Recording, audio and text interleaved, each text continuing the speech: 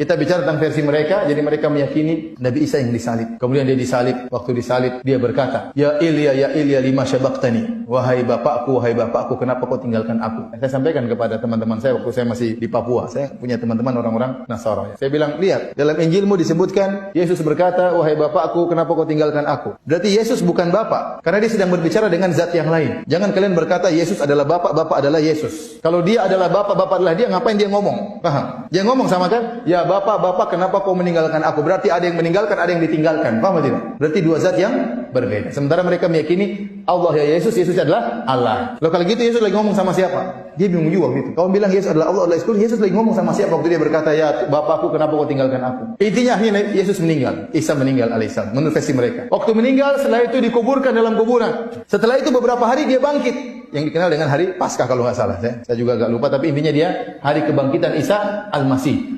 Mati, kemudian dia bangkit. Nah ini juga hal yang banyak membuat orang masuk Islam. Terutama di Arab Saudi. Banyak orang Filipina masuk Islam gara-gara satu pertanyaan. Pertanyaannya begini. Orang Nasrani tentang Isa ada 3 pendapat. Yang pertama, Isa adalah anak Allah. Yang kedua, Isa adalah Allah. Yang ketiga, Isa satu dari yang 3. Pertanyaannya, waktu Nabi Isa meninggal dunia, apakah Tuhan Bapa juga ikut meninggal dunia? Ini pertanyaan. Mereka bingung. Kalau mereka bilang Tuhan Bapa tidak meninggal, berarti Tuhan Bapa lain dengan Tuhan Anak. Berarti Isa bukan apa? Allah. Kalau Isa bukan Allah, selesai. Berarti Isa bukan Tuhan. Tapi kalau mereka bilang Tuhan Bapa juga ikut meninggal, repot. Iblis lagi berjaya waktu itu. Tuhannya mati semua. Saya ulangi, ya. Ini buat mereka banyak masuk Islam. Tanya sama mereka, waktu Nabi Isa meninggal dunia, dikubur, meninggal dunia. Kan meninggal? Iya, mereka bilang meninggal. Bangkit lagi. Waktu beliau meninggal, Tuhan Bapa ikut meninggal atau tidak? Tinggal mereka jawab. Kalau mereka bilang Tuhan Bapa tidak meninggal, berarti Yesus bukan Allah. Dan itu yang kita inginkan. Yesus lain, Allah lain. Tidak satu kesatuan. Satu tidak sama dengan 3, 3 tidak sama dengan 1. Kalau mereka bilang Tuhan Bapa juga ikut meninggal, musibah. Berarti iblis lagi berkuasa. Kalau meninggal siapa yang bangkitkan kalau begitu? Jangan-jangan iblis yang bangkitkan. Baik. Orang tua sangat sayang kepada anaknya atau tidak? Sangat sayang. Tuhan Bapa sayang kepada Tuhan Anak atau tidak? Saya tanya, Tuhan Bapa sayang sama Tuhan Anak atau tidak? Sayang, harusnya sayang. Allah Subhanahu wa taala, waktu Nabi Ibrahim mau menyembelih anaknya, Nabi Ibrahim ingin menyembelih siapa? Nabi Ismail. Allah sayang, Allah kirim siapa? Kirim kibas, kirim domba untuk disembelih. Itu anak orang padahal. Dia tolong anak orang. Anaknya sendiri tidak ditolong. Anaknya Nabi Ibrahim anak orang bukan?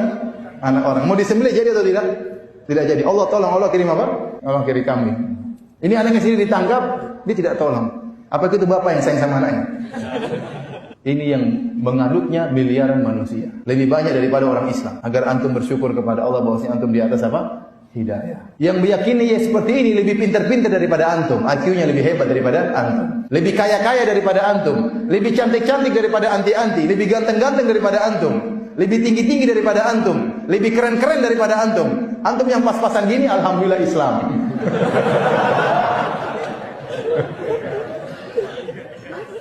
Oleh karenanya kita bersyukur kepada Allah ya. Ini nikmat hidayah Allah berikan tidak kepada sembarang orang ya.